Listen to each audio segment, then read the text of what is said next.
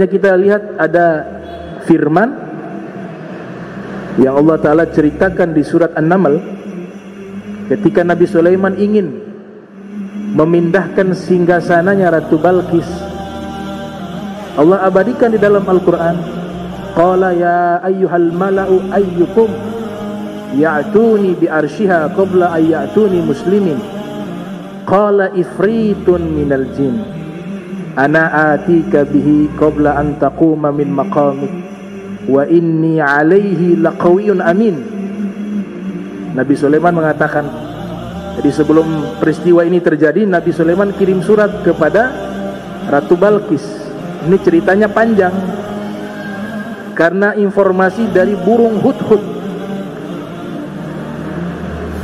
Burung hudhud mengabarkan ada seorang raja tapi wanita, peradaban mereka maju dan seterusnya dan seterusnya. Namun sayang mereka menyembah bukan kepada Allah, mereka menyembah kepada matahari.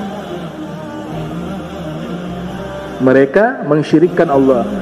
Maka Nabi Sulaiman mengirim surat, innahu min Sulaimana wa innahu bismillahirrahmanirrahim. Sesungguhnya ini surat, ini pernyataan dari Nabi Sulaiman, dan sesungguhnya bismillahirrahmanirrahim, dengan menyebut nama Allah yang Maha Pengasih lagi Maha Penyayang. Nah, ini disampaikan kepada Ratu Balqis. Maka Ratu Balqis pun mengirim hadiah-hadiah yang banyak karena khawatir. Nabi Sulaiman menyatakan, kalau kalian tetap di dalam menyembah kepada selain Allah, kami dengan pasukan kami akan pergi ke sana untuk meluruskan pemahaman yang keliru seperti itu. Khawatir kerajaannya runtuh, dia menyogok Nabi Sulaiman. Sudah, kita punya kekayaan, kasih saja. Karena Ratu Balqis belum pernah lihat bagaimana kerajaannya Nabi Sulaiman, belum pernah lihat kebesarannya Nabi Sulaiman, belum pernah melihat kekayaannya Nabi Sulaiman. Berangkatlah Ratu Balqis dengan pasukan-pasukannya. Sebelum Ratu Balqis sampai, pasukan-pasukannya yang diutus membawa hadiah sudah sampai terlebih dahulu. Ternyata Nabi Sulaiman menolak itu hadiah. Kata Nabi Sulaiman, saya punya lebih banyak dari ini, lebih mewah dari ini. Mereka masuk ke istananya Nabi Sulaiman terheran-heran. Ternyata istananya Nabi Sulaiman lebih hebat, lebih indah, lebih bagus dari istananya Ratu Balqis. Bahkan mereka masuk, itu lantainya itu seperti akuarium raksasa. Mereka masuk pikir itu adalah sungai, angkat kaki, angkat. Mereka punya sarung diangkat, dipikir itu sungai. Ternyata diinjak itu semacam cermin transparan, di bawah itu ada aliran sungai. Dan itu belum pernah terjadi istana yang semegah seperti itu. Mereka kembali menemui Ratu Balqis, mengembalikan hadiah-hadiah yang diberikan Ratu Balqis, dan mereka menceritakan, waduh, ini hadiah gak ada harganya, itu lebih kaya dan istananya lebih hebat begini-begini. Maka Ratu Balqis penasaran, dia pergi bersama pasukannya ingin bertemu Nabi Sulaiman. Nabi Sulaiman ingin menunjukkan hal yang lain, bahwa beliau adalah seorang nabi. Seorang nabi Allah berikan namanya mu'jizat. Maka disitulah beliau ingin menunjukkan mu'jizatnya di hadapan Ratu Balqis. Apa mu'jizatnya? Nabi Sulaiman meminta singgasananya Ratu Balqis dipindahkan ke tempat beliau. Ratu Balqis sedang dalam proses perjalanan. Maka Nabi Sulaiman mengatakan, wahai para pembesarku, siapa yang bisa mendatangkan singgasananya Ratu Balqis? Qala ifritun minal jin. Nah, ini yang kita bahas. Ifrit dari golongan jin berkata, saya bisa. Qabla an taquma min maqamik. Sebelum engkau berdiri dari tempat berdirimu, itu sudah pindah. Wa inni alayya laqawiyyun amin. Dan sesungguhnya saya kuat dan saya bisa dipercaya, kata jin ifrit. Makanya dalam tafsir Jalalain mengatakan, Al-Qawiyyu Asy-Syadid. Dalam tafsir Jalalain disebutkan jin Ifrit ini punya kekuatan yang sangat hebat di antara jin-jin yang lain, paling canggih. Ternyata ada seorang wali di situ. Qala alladhi 'indahu 'ilmun minal kitab, berkata yang di sampingnya Nabi Sulaiman. Para ahli tafsir mengatakan namanya Asif. Sebagian mengatakan ini sepupunya Nabi Sulaiman. Beliau bukan seorang nabi tapi orang soleh yang menghafal Ismul A'zam, satu nama Allah yang agung. Jika nama ini digunakan doa dengan keyakinan, pasti Allah ijabah. Dia mengatakan apa? Qala alladhi 'indahu 'ilmun minal kitab ana atika bihi qabla ay yartadda ilaika tarfuk. Kalau saya lebih cepat, wahai Nabi Sulaiman, saya bisa pindahkan itu singgasana sebelum matamu mengedip. Bisa pindah. Maka dibuktikan itu dengan cara dia berdoa. Tahu-tahu singgasana itu pindah dari Yaman pindah ke Palestina. Teknologi seperti ini suatu saat akan ada. Sekarang para ilmuwan coba membuat velopatrik, perpindahan satu benda ke tempat lain dalam waktu yang cepat. Kalau dalam Al-Quran diceritakan seperti itu, bisa diilmiahkan suatu saat.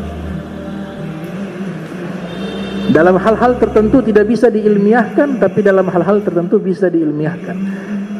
Yang tidak bisa diilmiahkan dan dicapai oleh teknologi apapun, yaitu perpindahan manusia dalam waktu yang singkat, seperti Isra-nya Nabi. Itu teknologi secanggih apapun tidak akan bisa.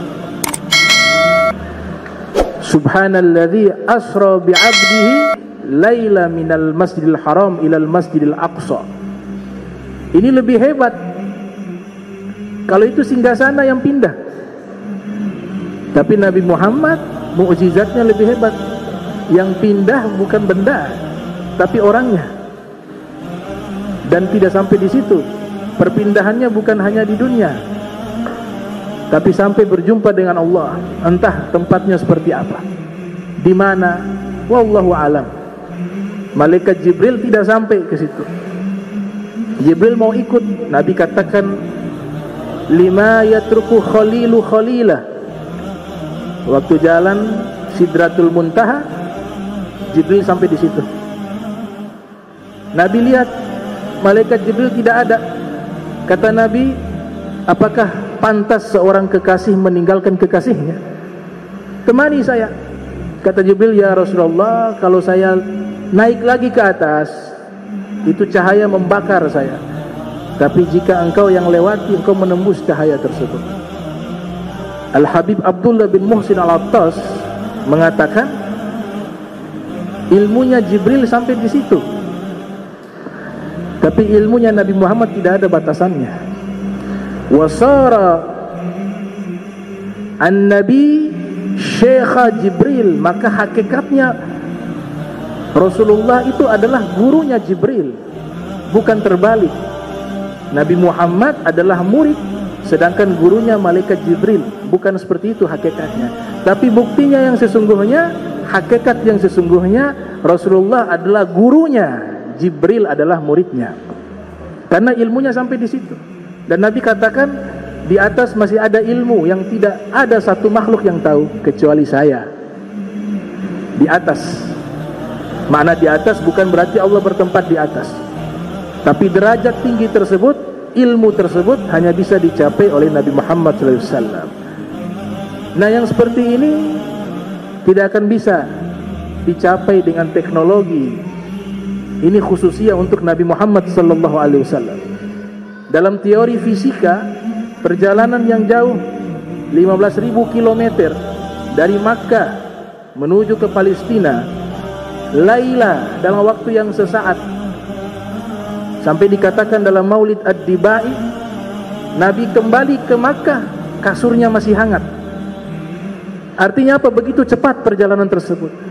Dalam teori fisika, jika kecepatan dahsyat seperti itu dilakukan oleh manusia biasa, maka seluruh daging-daging akan tercerai-berai dari tubuhnya karena tidak mampu menahan tekanan kecepatan yang luar biasa. Satu-satunya yang bisa mengikuti kecepatan tersebut adalah cahaya. Sesuatu yang paling cepat, kekuatan yang paling cepat, kekuatan cahaya. Dan Nabi Muhammad diciptakan dari unsur cahaya. Malaikat Jibril yang jemput dari cahaya, Buraq juga dari cahaya. Maka yang dijemput juga harus dari cahaya, karena sedang melakukan perjalanan cahaya dengan kecepatan cahaya. Makanya Allah bilang subhanalladzi asra bi 'abdi. Maha suci Allah. Ini peristiwa luar biasa. Falamma ra'ahu mustaqirran indahu qala hadza min fadli rabbi. Singgasana Ratu Balkis pindah. Nabi Sulaiman lihat, tidak pukul dada. Wah, hebat. Ini baru anak buah, belum saya. Apa kata Nabi Sulaiman? Ini semua karunia dari Allah. Kita kalau mendapatkan nikmat, diberikan kelebihan apapun, jangan pernah mengatakan ini dari saya, tapi ucapkanlah alhamdulillah, ini dari Allah. Begitu. Karena yang memberi hakikatnya Allah Subhanahu wa ta'ala. Nah, singgasana itu pindah dalam waktu yang sesaat. Hadir jin ifrit, tapi kehebatannya tidak seperti seorang wali. Asif bukan nabi, bukan rasul, tapi memiliki kelebihan lebih hebat dibanding jin ifrit. Artinya kalau ada aulia, pangkat seorang wali, kalau Allah berikan yang namanya keramat, para nabi mukjizat, para aulia keramat, itu keramatnya lebih sakti, lebih hebat daripada kelebihannya bangsa jin.